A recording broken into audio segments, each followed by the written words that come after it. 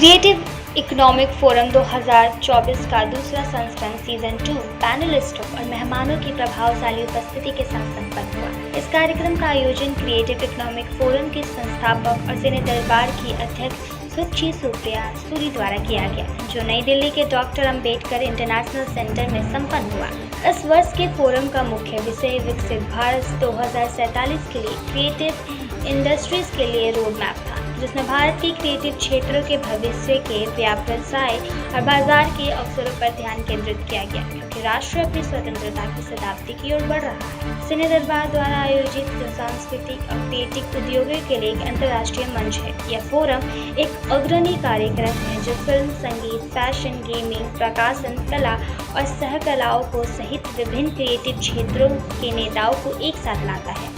इस कार्यक्रम में उच्च स्तरीय पैनलिस्टों की एक विशिष्ट श्रृंखला शामिल थी, जिसमें सांस्कृतिक मंत्रालय की संयुक्त सचिव लिली पांडे, ब्रिटिश काउंसिल की निर्देशक भारत एल्सिन बेरेट, NBI दिल्ली उच्च न्यायालय की माननीय न्यायमूर्ति प्रतिभा M सिंह, डिजाइनर अंजू मोदी, श्री सफीर आनंद, रूपा पब्लिक स्कैन्स के प्रबंधक निर्देशक कपिस मेहरा, पर्यटन मंत्रालय की महानिदेशक श्रीमती मुग्धल सिन्हा, IAS इथियोपिया के संघीय लोकतांत्रिक गणराज्य के एम्बेसडर महामहिम सुक्षी बिजनेश मेरिट, जैमका के उच्चायुक्त महामहिम जैशन M हॉल और सहलवा गणराज्य नई दिल्ली के एम्बेसडर महामहिम श्री रॉबर्ट मैक्सिन, ICR के उच्च महानिदेशक श्री अभय कुमार सहित अन्य मुख्य अतिथि शामिल थे।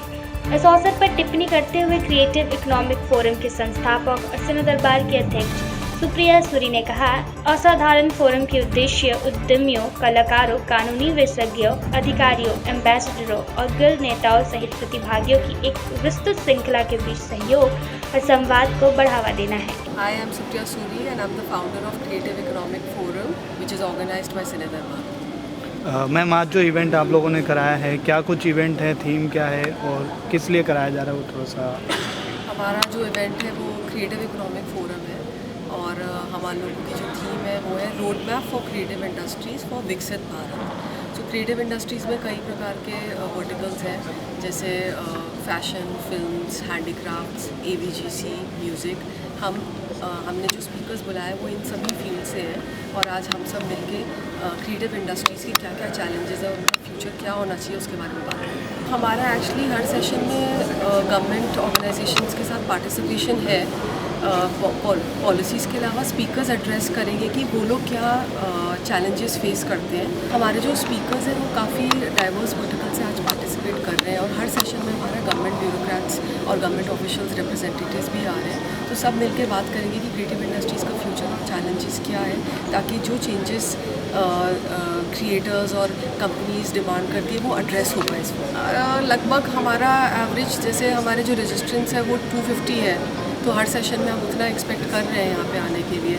हमने जो ये स्टार्ट किया था, हम लोग बहुत पैशनेट है क्रिएटिव इंडस्ट्रीज़ को लेके, क्योंकि मैं खुद भी एक क्रिएटिव एंटरप्रेन्योर रही हूँ। तो लक्ष्य यही है कि क्रिएटिव एंटरप्रेन्योर को एक प्लेटफॉर्म मिल पाए जहाँ पे वो अपने ओपिनियंस और एक जगह जुड़ के क्रिएटिव इंडस्ट्रीज़ के बारे में बात कर पाए, ताकि हम क्रिएटिव एंटरप्रेन्योरशिप को नर्चर कर पाएँ। इससे पहले बहुत सारे आपने ये इवेंट किए होंगे, तो उससे ये इवेंट में कितना फर्क है और क्या मतलब रिजल्ट क्या है? हमने इससे पहले B2C इवेंट्स किए हैं, जिसमें जैसे हमारा एनिमे कॉन इंडिया होता है, वो पब्लिक के लिए इवेंट होता है। ये थोड़ा B2B काइंड ऑफ इवेंट है, तो इसमें जो बिजनेस ओनर्स है, कंपनीज है, क्रिएटिव फाउंडर्स है, वो जुड़ते हैं। तो एक डिफरेंस ये हो जाता है, ये थोड़ा B2B networking kind of event हो जाता है, और जो फर्स्ट काम करते थे वो B2C है। ये बेसिकली स्टार्टअप के लिए है, जो बिजनेसमैन जो मतलब स्टार्टअप अपने लाइन में है उनके लिए है, या बेसिकली स्टूडेंट के लिए है?